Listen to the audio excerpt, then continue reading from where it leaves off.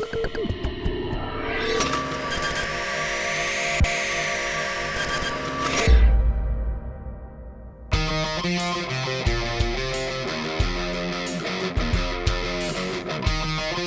everybody, it's Dennis Pitzenbarger from Automedia. We're here at PRI 2015. I'm here with my friend Jack McGinnis from World Products, and you've got some exciting new products for those that want to go big inches on their small block Chevrolet. Absolutely. We have a raised cam small block with a little different twist. Well, you know, I kind of had to put this in my world. Now, I'm not the all-knowledgeable guy, and I kind of joked with you. I said, you know, they raise the cam for the stuff that goes like this at the bottom won't hit it. That's kind of the way I look at it. It's really more than just a simplistic change, but it's really to make big inches. And what are the advantages of that, and how do you go through that process? With the small block Chevy, the problem has always been if you wanted to add more stroke, you would have to go to a small base circle cam in order to clear the rotating assembly so the rods wouldn't hit the cam.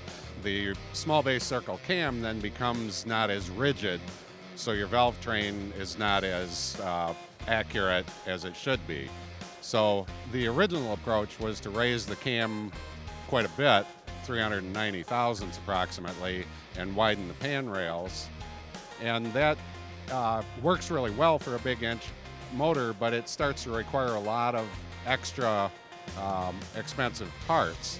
The approach we've taken is to raise the cam by 134 thousandths, which allows you to put in in this case we use a big block cam core, which is much more stiff than even a standard small block Chevy cam core, and it'll still clear a 4-inch stroke with a good rod. Well, the advantage of that is the fact that with that extra variance, that you're also going to have more stability in your valve train. That's going to lead to less part failure.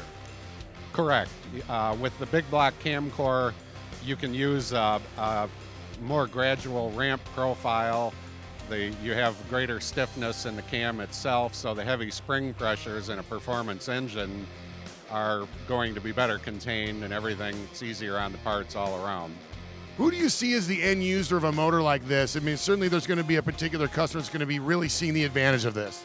Well, as I say, a high-end street performance or a drag racing or circle track motor where you don't want to go the whole route and have to buy special oil pans and special timing covers, and the only real part that this requires is a timing set that's readily available, and it makes it quite easy to have a good performance motor in a small block.